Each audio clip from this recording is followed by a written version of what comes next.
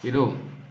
Uh, in this session, we talk about data collection methods, tools, and procedures. So we aim to define what data is and classify some types of data, explore data collection methods and tools, and then discuss data collection procedures, including, of course, ethical considerations or ethical principles. So what is data?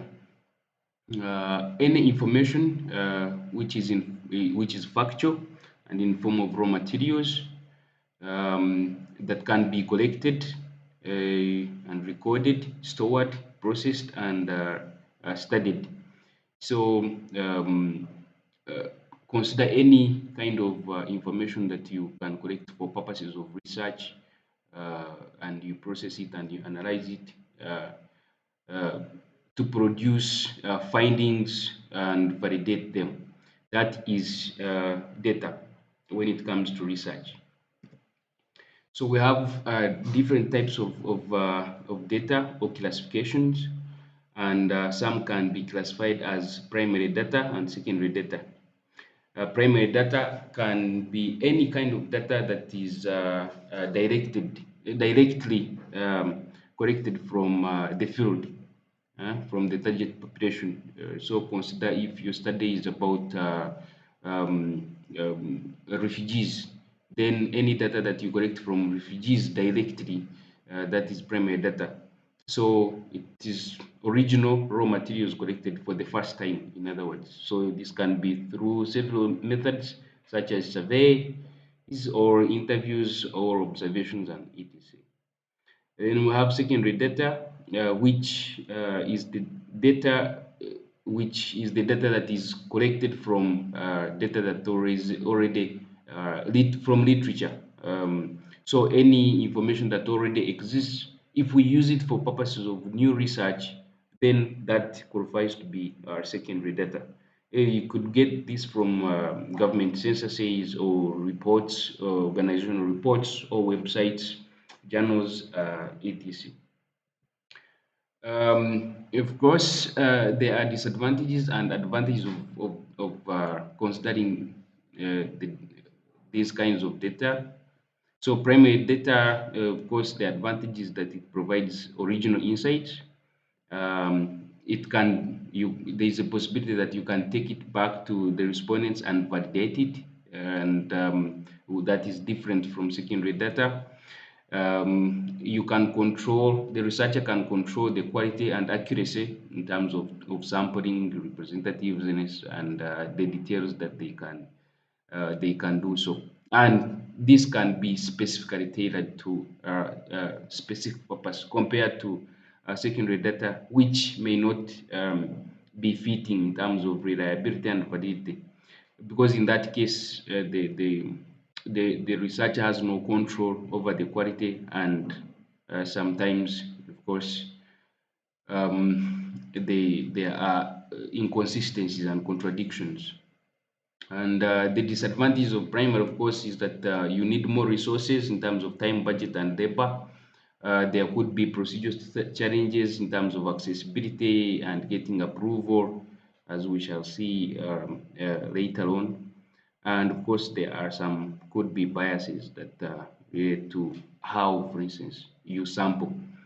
Of course, when you choose to use secondary data, you save some resources. The data some is always available, and it is convenience for you to do a desk kind of research, and you gain also benefits from expertise from those who did primary data.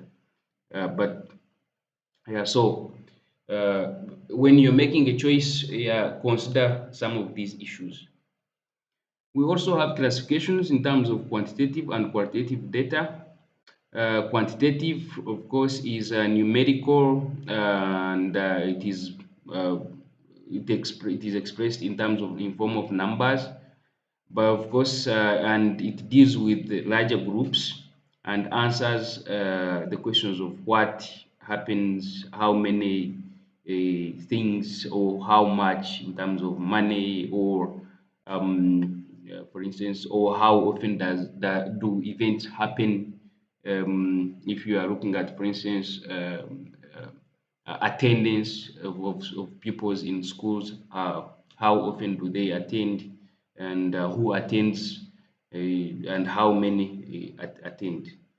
Of course, so it is more objective and conclusive, so it can be aggregated and statistically measured or controlled. Qualitative data is narrative and descriptive, expressed in words. It is done with small groups, and it is detailed. So it is subjective because there is some high level of interaction between the researcher and the participants. Participants are explaining their experiences, behaviors are being studied, and participants' beliefs. So the questions here answered are how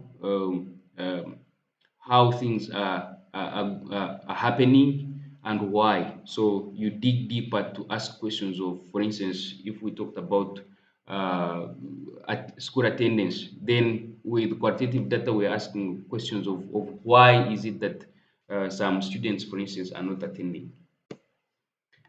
So advantages and disadvantages of quantitative and qualitative is that under quantitative, it can be generalized, and eh, there may be reduced risks of bias and errors, because at least that can be taken care of during sampling, whereby representative sample can be selected, and it takes some less time in terms of working on it compared to qualitative. But of course, the disadvantage is that it does not capture details, and therefore reduces data. It oversimplifies things and ignores the questions of why, and therefore meanings are not captured. So cost is relatively high, of course, in terms of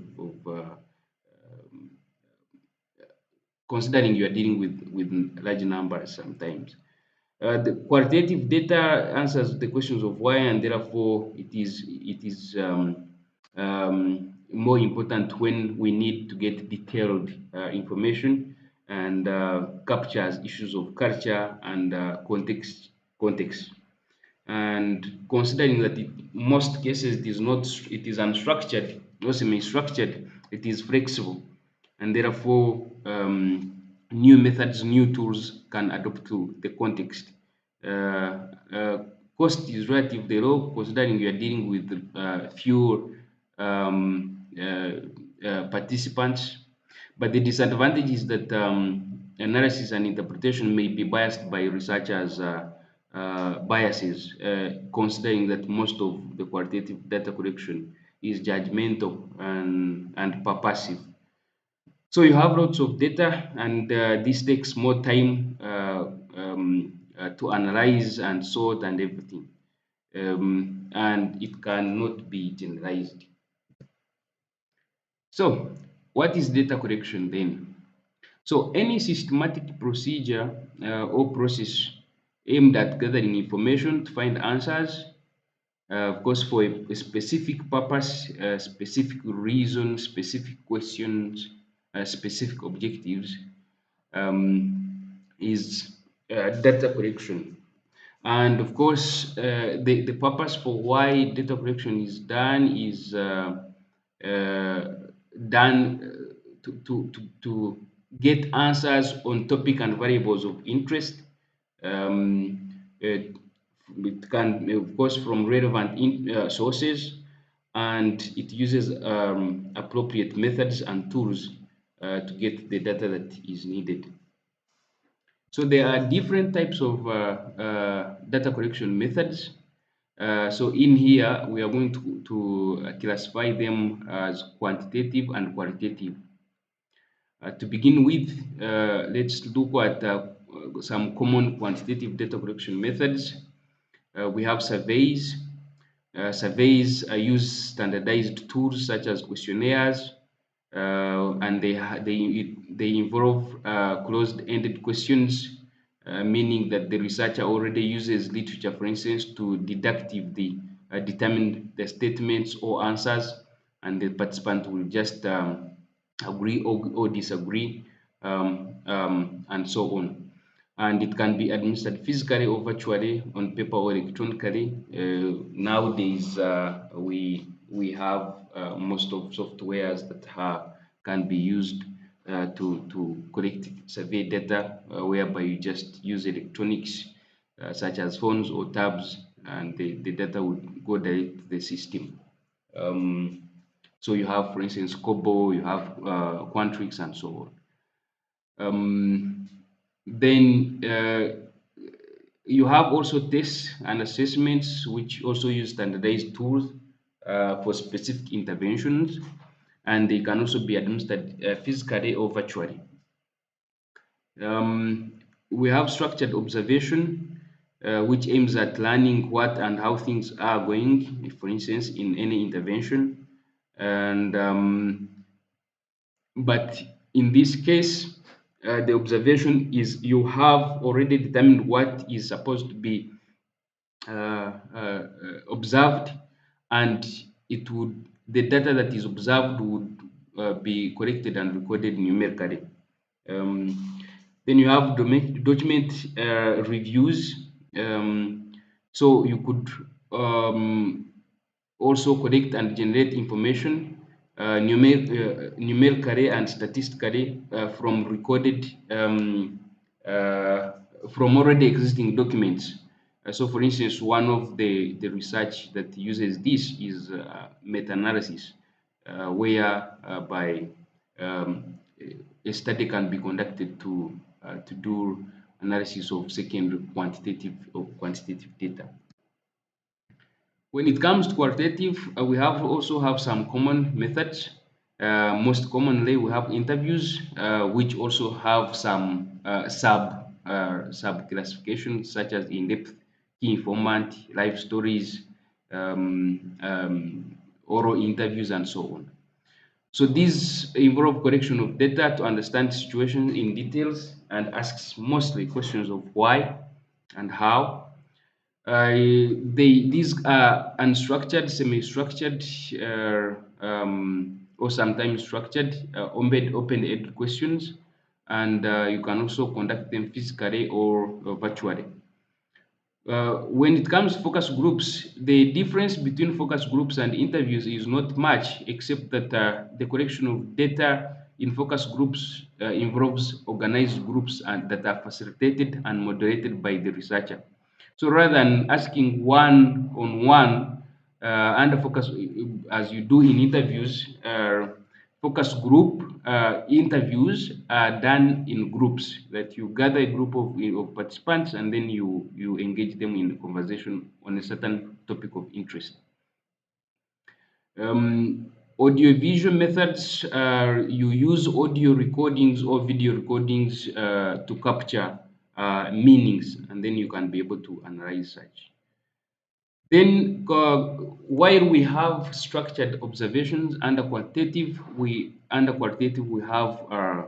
unstructured observations, whereby the observation here is that you do not, yes, while you can have a guide on what, or an idea on what you want to observe, there is no specific guideline, no or the observation is flexible, that you can um, change to adopt the situation regarding what you're observing. So this is why it is different from the observation under quantitative.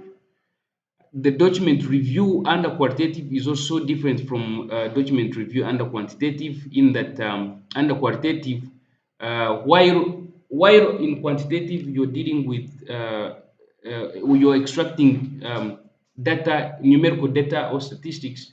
Under qualitative, we are looking for narratives, okay, narratives and summaries that provide insights on descriptions and so on what is happening within certain event or about a phenomenon. Of course, in here we also have disadvantages and advantages. So surveys are good because, especially when you are dealing with large samples or large population, quick and easy to administer, less expensive, and there is high level of anonymity. Considering you don't, this can be avoided. Responses can be easily compared and analyzed, and of course. Requires skills, because anyone, as long as the survey questionnaire is set, anyone can just administer it. And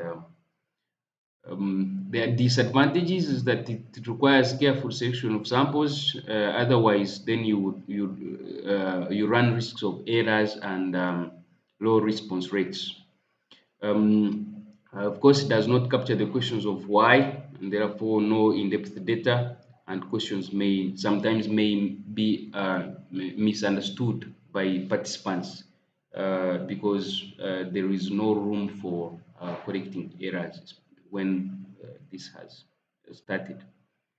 When it comes to interviews, there is high response rate, considering you do one-on-one, or personal, you use personal approach, and open-ended questions are flexible and can allow probing, and therefore you get details, arouse clarifications and validation, and easier to reach specific respondents that are sometimes unreachable. But the disadvantage is that it is only for small groups, and responses may be biased, considering that it is purposive, and anonymity issues may limit personal approach, especially if respondents do not want to disclose how things are going. Let's say you're doing research on a sensitive issue such as domestic violence or crime. There are people that may not be in position to answer, or they are not willing or comfortable to answer. It is time consuming because you have to sit with the researcher has to sit with the respondents, and to get those details, and therefore this requires a strong interviewing skills. Focus group is almost the same as interviews, like we said earlier. But of course, the advantage with focus group is that while under interviews you are looking at one-on-one, here you're collecting different perspectives at a single time from the different people. So there's some kind of collaborative or interactions between participants, and of course that provides immediate sharing and clarifications of information. Less expensive compared to personal interviews, but the disadvantage is that it is time consuming. There is lack of confidentiality, considering that people have to speak. Confidentiality and privacy, considering that people have to speak in front of others. And anonymity preferences may inhibit some responses, and you'll find that some members will dominate. And this is why it also requires high level skills to be able for researcher to moderate well the group, to have every individual participate equally.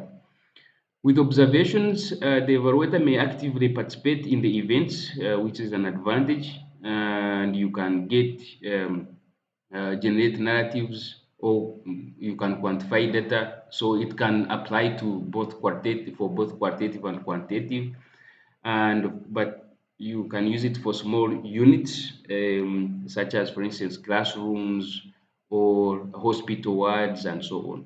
And this gives real time or natural setting data, which improves credibility or reliability of data.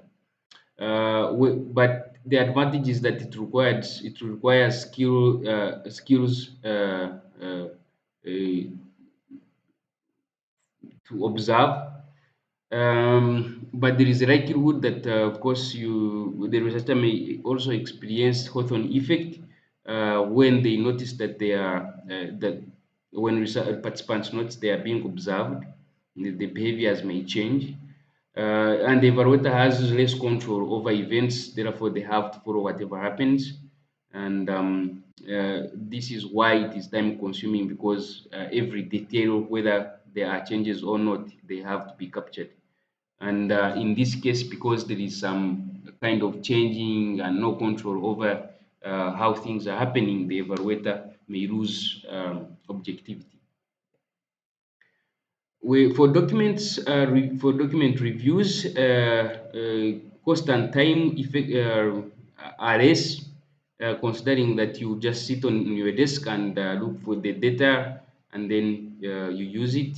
It is data can be readily available, and it also the documents can also provide both numerical but also background details of the event or intervention. The disadvantage is that there could be availability and accessibility challenges. For instance, for information that is not usually published, take an example, information in government is not published, and sometimes um, um, um, it can be difficult to access them. There is no control over data and errors that are already captured in the data that you're looking at, and the data could be disorganized or incomplete, and there is no way you can have control over that. But it is also time consuming in terms of selection, screening, and extracting the data that you exactly want for the specific topic or question. And this is also prone to bias, considering that the selection, screening, and extracting is purposive. When it comes to audiovisual methods, of course, they are good because they bring about creativity and imagination when in terms of correcting and analyzing. There could be also, it fosters interaction and collaboration among participants. Um, of course, it also captures diverse and detailed perspectives in the natural setting, but also how things are happening. If, for instance, even if meetings are organized and they are recorded on a camera, you it is it captures all the details that you would miss out if, for instance, you were just writing, recording through writing. But the disadvantage is that it requires technical skills, and therefore, if challenges such as, for instance, power or recordings or anything happens, then you may lose data. There is limited control. And interaction between evaluator and participants.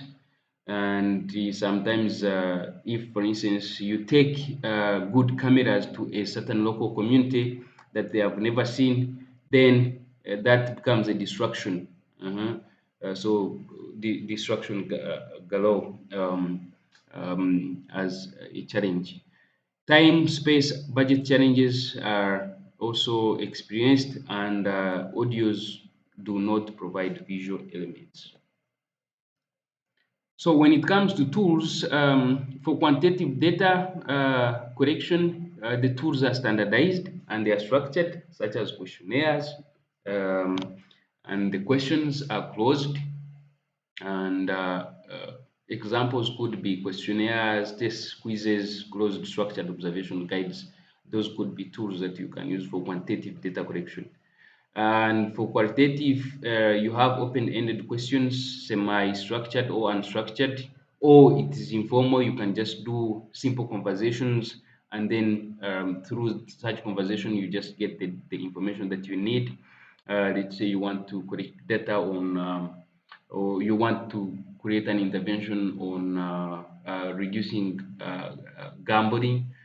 So that intervention, before you do that, you may need to, maybe let's say you want to visit a casino, and you just do simple conversations. Um, uh, you could just do that. So some of the tools could include interview guides, open observation guides, and audiovisual tools. But of course, as we proceed, as we plan to collect data, there are specific steps that have to be taken in order to gather consistent and unbiased data. And some of these procedure steps may be defined by questions. So one could ask themselves questions of, for instance, what variables and measurements um, uh, would one use? And this helps in terms to cater for reliability and validity. So, for instance, uh, are questions consistent? Are the answers that we're getting consistent? This is why, for instance, it is important that to take care of such, one may need to do pre-testing, pre-testing of tools to see if the questions are understandable and to see if the answers that are captured are, uh, are consistent and reliable. The other question is that, of course, who are the participants? Are they women? Are they men? Are they youth? Are they children? Because if they are children, for instance, then you need, for instance, to ask approval from parents and so on. How will you sample and access the participants? Are you using probability sampling or non-probability sampling? Because that matters. If then the population is large, then you you will need to use um, probability sampling so that you can get a representative sample which can still give you accurate information for the larger population. How will you contact and engage participants? Is it through phone? And is the engagement physical or virtually? And how will you do that? Do participants have the means to engage on virtually?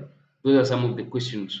Or how will you ensure non-biased representative and high response rates, and which can be taken care of when you, for instance, sampling, but also when you're collecting data. What methods and tools will you use?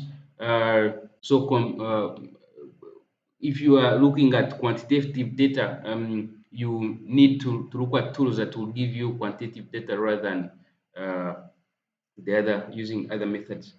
Are the procedures ethically and legally acceptable? Later on, we are going to look at the ethical considerations, and these are very, very key when you're dealing with research that has to do with humans. How will you manage data, data that is collected, and then move forward towards analysis? So these are some of the questions that you may need to ask, and you have to provide specific answers to such questions to detail your procedures. So we've talked about ethical principles earlier on in research, and this is a set of principles that guide research, design, and practice. And these, in most cases, are prescribed and recommended and standardized by professional bodies, such as institutional review boards and so on. And the main ethical principles is that the researcher should seek approval to conduct the study, and the research should definitely do no harm to participants, whether directly or indirectly.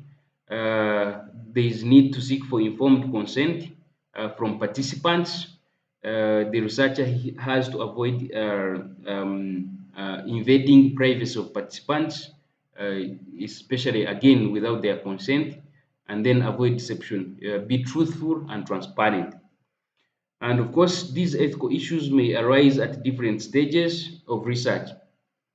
They could be before the study, and so how the way to take care of this is, for instance, you should follow, the researcher needs to follow standards that are set, seek approval, get local permission from gatekeepers within local areas. For instance, you could look at the chairperson within the village or the village leaders, select appropriate site that is convenient and comfortable for participants. In this case, you could even ask participants to select the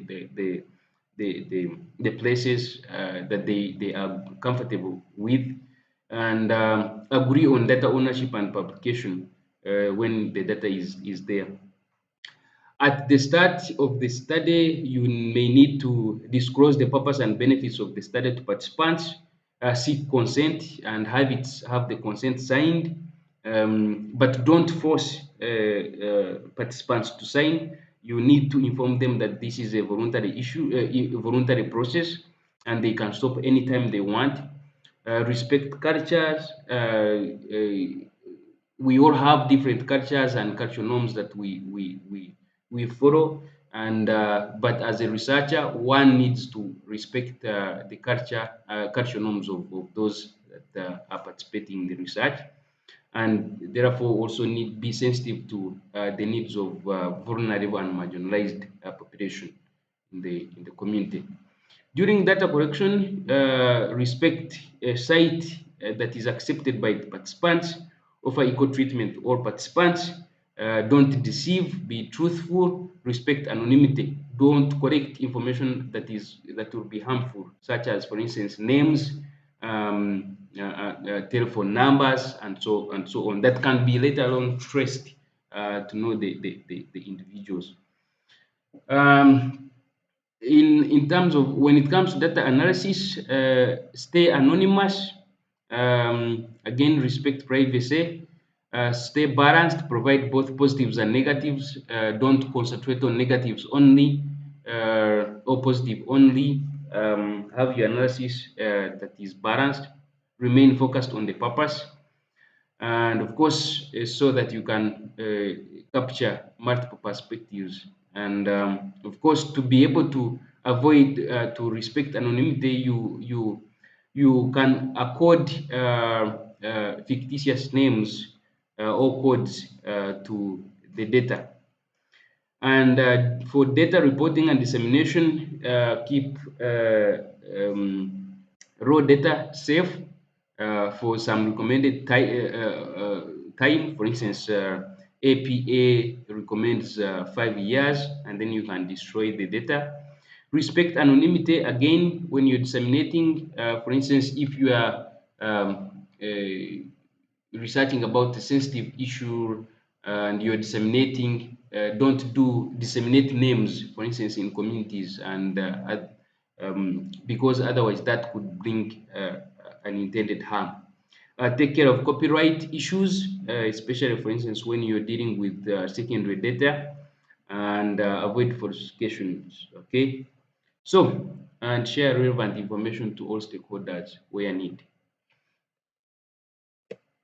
The bottom line is that choosing the right data sources and collection methods depend on the purpose of why you're doing the research, the resources you have at your disposal in terms of time, budget, and expertise, the availability and accessibility of data, and reliability and validity and credibility of your tools and the data that you have collected. Remember when and why you need single or mixed methods. We discussed this in our previous session, why it is important to use single or mixed methods, and data. Again, follow ethical principles and legal procedures throughout your research. So these are some of the resources you may use. Of course, you can use other resources. They are readily available. Thank you.